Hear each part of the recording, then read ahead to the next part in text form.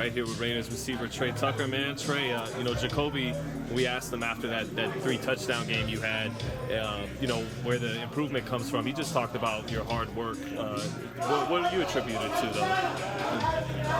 Yeah, I mean, all the work that goes into it throughout the offseason, man, it's a lot. It's a never-ending process. I always say that it'll never end. As long as I'm playing, it'll never end. So there's always more you can do, and that'll be my approach as long as I play. What goes into it? How much of it is like film study, strength and conditioning, route running? What's the details of becoming a better receiver? I think just finding out who you are as a person. Everybody's offseason is different. I know some guys who run a lot of routes. I know some guys who spend a lot of time working on their body, and then I know some guys who don't do much. So, just finding out who you are and what you need. For me, it's a combination of a bunch of different things. Working on my body, watching film. I think you kind of want to get away a little bit in that way in off-season with film, but working on your body. You do football 9 out of the 12 months, so working on things that you don't get that much time to work on. What do you feel like is in your bag, in your arsenal in year 3 that wasn't there as a rookie? Man, thinking back on rookie year, that's crazy because it feels so long ago, but it really was not. I think just the nuances of the receiver.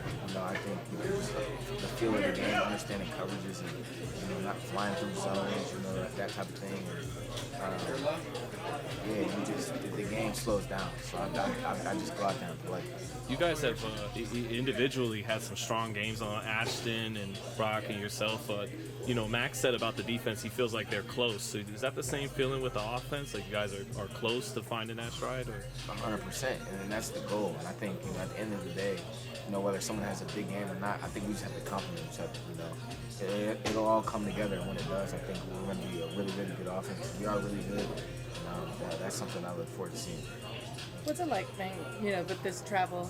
You had 2 trips already back east, going back again, so now we are week 5, going back. How has that been, just as a player?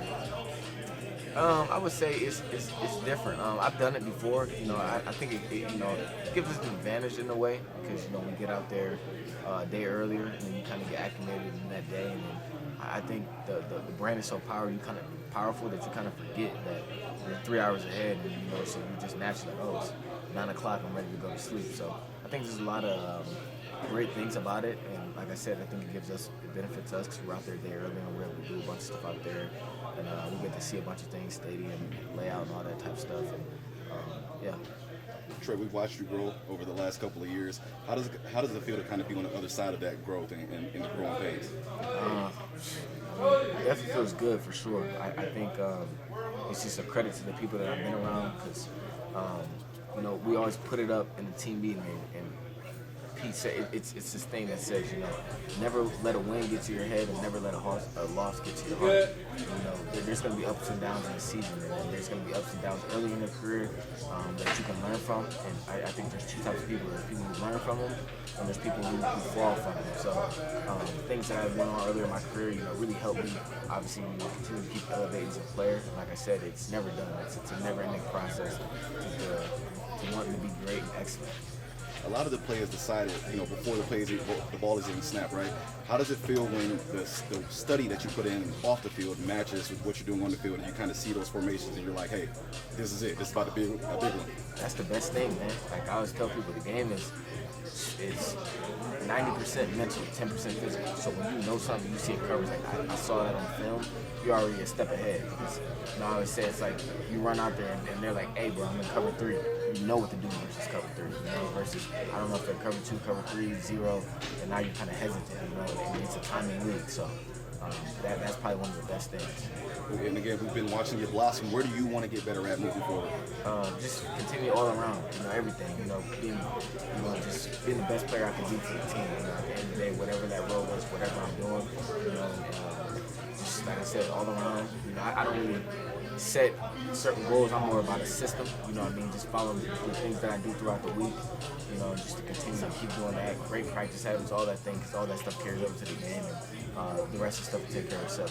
What does it do for the wide receivers when the running game gets going like it got going last week?